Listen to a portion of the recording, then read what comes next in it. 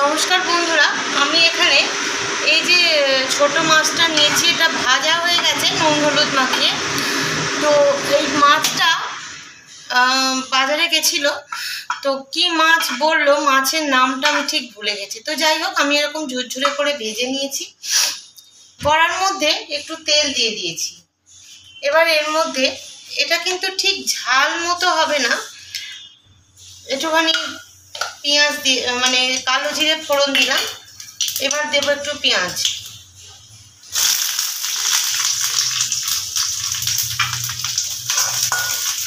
পেঁয়াজটাকে একদম ভাজা ভাজা করে নিতে হবে।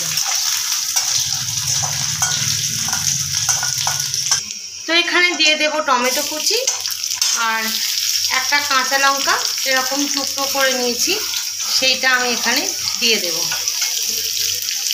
এবার দিয়ে দেবো একটু হলুদ গুঁড়ো,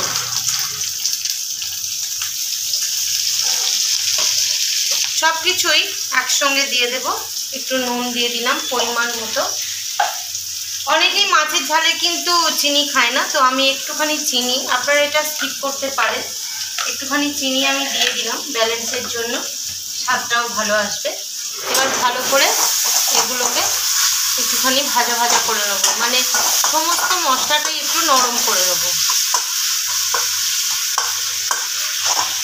তেল ছেড়ে দিয়েছে, দেখুন এই যে সাইডে সব তেল ছেড়ে দিয়েছে। এবার আমি সর্ষে বাটাটা দিয়ে দেব।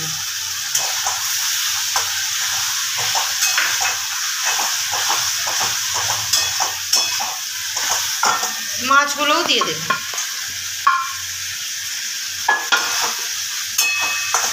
এটা একদম গা মাখা মাখা হবে।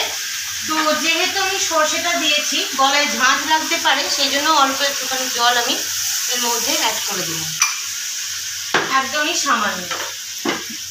এবার এটাকে ভালো করে ফুটতে দেবো, একদম শুকনো হয়ে যাবে। তো বন্ধুরা, মাছটা একদম শুকিয়ে এসছে, দিয়ে দেবো আমি অল্প একটু কাঁচা সরষের তেল। হয়ে গেল আমার মাছে তেল ঝালি বলুন বা ড্রাই কিছু বলুন। গ্যাসটা অফ করে দেবো। তো বন্ধুরা, যদি মাছের এই রেসিপিটা ভালো লেগে থাকে তাহলে অবশ্যই একটা লাইক করবেন, কমেন্ট করবেন, শেয়ার করবেন প্রচুর, সাবস্ক্রাইব করবেন আমাদের চ্যানেল শতদ্রুজ কিচেন। পাশে থাকা বেল আইকনটা অবশ্যই প্রেস করে দেবেন, তাহলে যতগুলো নোটিফিকেশান যাবে সবার আগে আপনার কাছে পৌঁছে যাবে। আজকের মতো এটুকু। ফেসবুক পেজটা প্লিজ ফলো করে নেবেন। দেখা হচ্ছে পরের ভিডিওয়ে নতুন কোনো রেসিপি নিয়ে। ততক্ষণের জন্য ভালো থাকবেন, সুস্থ থাকবেন, সাবধানে থাকবেন। নমস্কার।